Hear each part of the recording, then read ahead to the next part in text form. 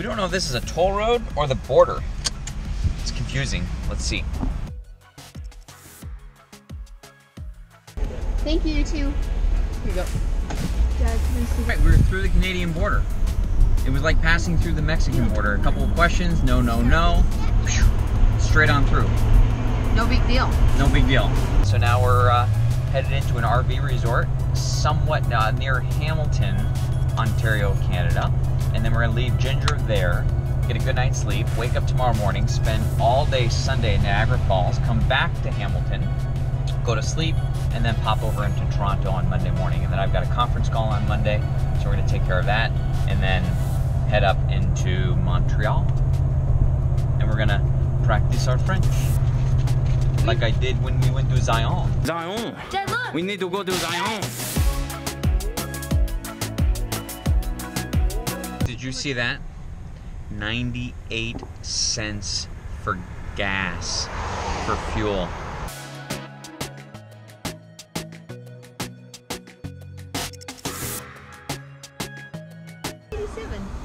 I should have for the cheapest possible, but Yeah. at the last minute I just thought $1.80 is so cheap. $1.08 is so cheap for 89. I might as well put in better You gas. just wanted to be a big spender. Big baller, big fuel baller. Be a fuel baller, that's what you wanted. That's what I wanted. Okay. Yeah. I'll tell you what. I mean, a little bit of the marketing got to me. You know, 87 said bronze. I didn't want bronze. I almost went for the V-Power Nitro Plus. Is it bronze, silver, or V? This was a saving moment. I know. I blew it. And you went for the upsell for no went reason. right for the upsell. I for did. no reason. I did. You hold this. I'll go to the. Wait a second. Wait, what's happening? Wait a second. Oh, it's liters, not gallons. It's liters. We were all excited for nothing. Oh man, is it more? Should have occurred to us a little sooner though that we're in Canada. Of course it'd be liters instead of gallons. Duh. Ridiculous. It went from great and amazing to It went from like, oh my gosh, we're getting fuel at 73, 72 cents a gallon, to me going onto Google and looking up how many liters in a gallon. Look, don't make fun of me. I don't immediately know how many liters are in a gallon, but I looked it up. 3.785. 3.785. So that's $85 plus 50. Well, hold on.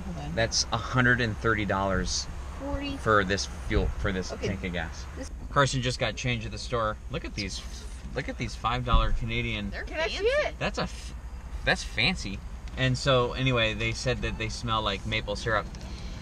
I think they just like watching Americans smell their money in the parking lot. That's what I think. Yeah, they do. They smell like maple syrup.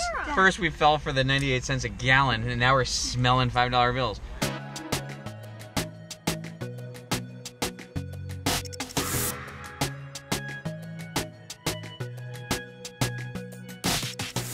What? It says jumps and plunges. On October 24th, 1901, a 63-year-old Michigan school teacher, Annie Edison Taylor, became the first person to go over the falls in a barrel as a publicity stunt. And she survived, bleeding but otherwise unharmed. A 63-year-old woman teacher inside of a barrel from Michigan. It says 1901. 1901? Yes! Wow. Soon after exiting the barrel, she says, no one ought to ever do that again.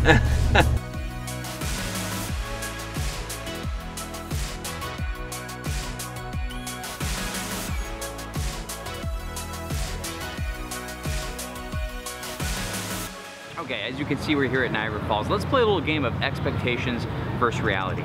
Expectations of Niagara Falls and reality of Niagara Falls. One of the things that we've learned on this trip is that the trip or the destination pales in comparison to the actual trip itself. I mean, what we do on the trip is awesome, and we get to certain destinations and they're absolutely must see. You can't come all the way out here and not see Niagara Falls.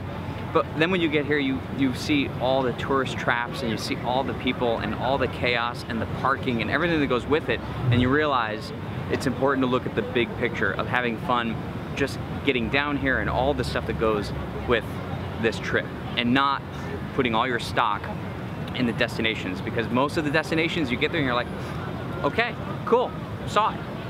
Moving on, what's for dinner?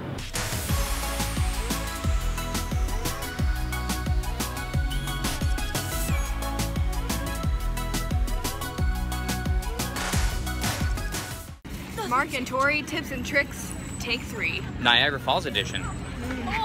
Okay, so what we've got here, let me start with tip number 1, is don't forget your polarizer. I've got a polarizer for this camera, and had I had it, the blues of the falls would have been even bluer. The waterfall would have showed up in the mist. Polarizers just make for great photography, and I wish I would have had one. All right, tip 2? And there was a rainbow. And there was a rainbow. All right, tip 2. There are a lot of people, like a lot of people. There are a lot of people. So you probably can't park anywhere near the falls at all. So you will probably want to bring tennis shoes, sneakers, and it's also really humid. So you probably don't want to wear a jacket and jeans. Tip 3, there's lots and lots of things to do down here, lots of social things to do. Now, we didn't do very many of them, but you could look in advance to find out that there's this big sky tower. And if you were to go eat there, I think the ride up there is free, so there's that to do. There's like indoor skydiving. There's the boat that you can grab a poncho and go out there under the misty boat. There's that to do. And then we saw on the Canadian side and the American side, you can take, I guess, this elevator down to the river floor, and you can go hike out around, and you can actually hike up through the falls. That looked pretty cool. We came very close to doing that, but we didn't. All right, tip 4? Tip 4. There's pretty much only hot dogs, ice cream, and really expensive water here, so you might want to pack yourself a lunch. You could go sit in the shade, have a picnic, or eat before you come. Okay, then tip 5. We heard the Canadian side was much better. It is. And I think overall it is. But, you know, looking across at the American side, you know, they've got some good stuff going on there too. You can walk right out where the water is coming off, and you can see a little bit of the fall. So certainly whatever side you're on, you can make the most of it.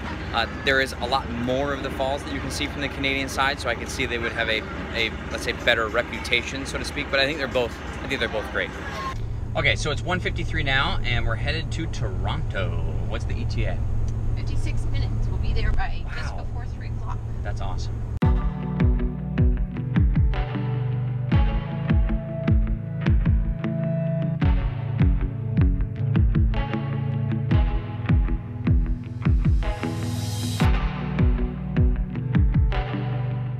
I have no plan.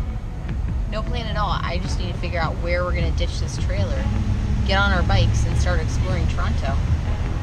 I want to go eat Toronto, see Toronto. Did you just say eat Toronto? Okay, we have a plan now. We found this parking lot in downtown Toronto near this marina. We parked Ginger here, and then we needed something to do. We needed some sort of like purpose, some sort of mission. So then Trish got the idea of riding our bikes to the Toronto sign. So I looked it up, and it is a 22-minute bike ride from where we are right now to the big Toronto sign at Nathan Phillips Square. So that is the plan. And then after that, we'll find out where we're going to have dinner, and then where we're going to spend the night on our way to Montreal.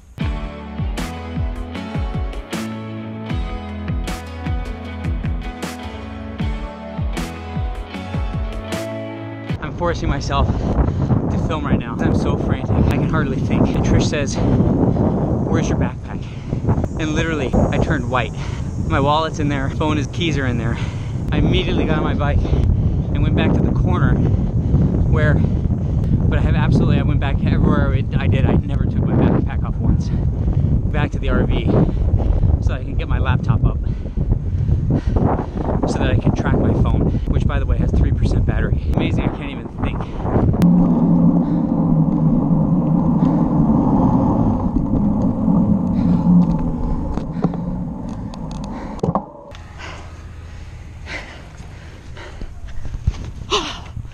Oh my God. I'd rather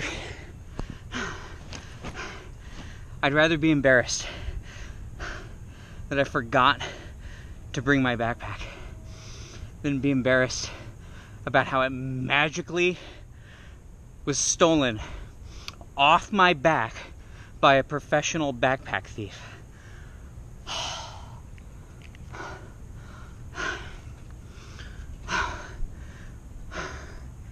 That was a good lesson for so many reasons. Oh my God. Wow.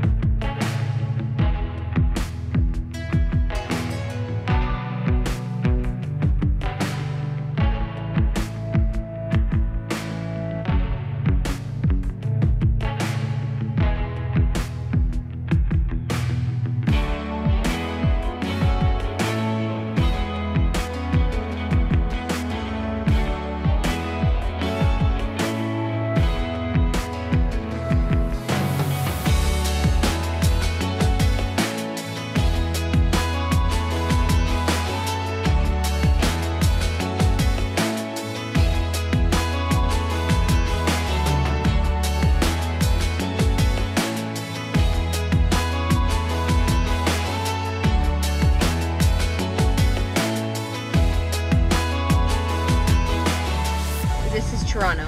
Okay? Yeah. So we just take the 401. This is the 401 all the way up. I think maybe Belleville or Kensington, because all the way up here, and Montreal's like here. All right. Well, let's make it to at least Belleville tonight, and then while I'm driving there, maybe you can find a place to park. Yeah. So we just need to get on. And we'll just boondock in Belleville, and then we'll get started tomorrow morning somewhere, and we'll get on the road again. Yeah, because that'll take an hour. Yeah. And then tomorrow I can work in the car because I got things I got to do. Okay. We're back at the car now, and that was an awesome time. The bikes are the bikes not completely essential for exploring? They are. If there is a single most valuable tool for exploring a city, walking is unacceptable. It just takes too long. It just takes too long. I mean, unless you completely know a transit system, but how are you supposed to know that the second you get in somewhere? How many miles do you think we rode today? 12? At least. When you ride through a city like Chicago and now Toronto, are you okay? If you feel like you really know the city because you just cover so much ground. Yeah. So that was, other than the backpack scare, that was awesome. Yeah. Dinner was awesome. Big thumbs up to the owner of that place. Exceptional service. So cool. Great food. Very convenient. Big thumbs up. We just turned Carson into a sushi lover today. That's right. Carson now says he does shrimp tempura and California rolls. So that's borderline. That's borderline sushi, but that opens up a lot of possibilities for us. So anyway, so thank you, sir. Now we have to figure out where we're going to sleep tonight, and it's 8:45. It's interesting to me that our ability to not know what the plan is, to figure things out, like that time is shrinking. Like it used to be like, all right, well, we're leaving in a month and we don't have our reservations for August, and this was like 4 months ago. Now it's like, hey, we're leaving and we don't know where we're gonna be like next week, and then that turned into tomorrow, and somehow on day 68 it turned into, hey, it's 8:45, where are we gonna sleep tonight? And we've also learned that some of the best things happen serendipitously. They happen because it's like, hey, let's go eat there. Or, oh, let's go do that. There's no expectation, and so whatever happens is. Although I do suggest if there's like one or two main things you want to do in a city, just wrap your day whatever happens around those two things. Yeah, and let everything else kind of fall into place. Yeah. Okay, let's get on the road and find out where we're gonna sleep.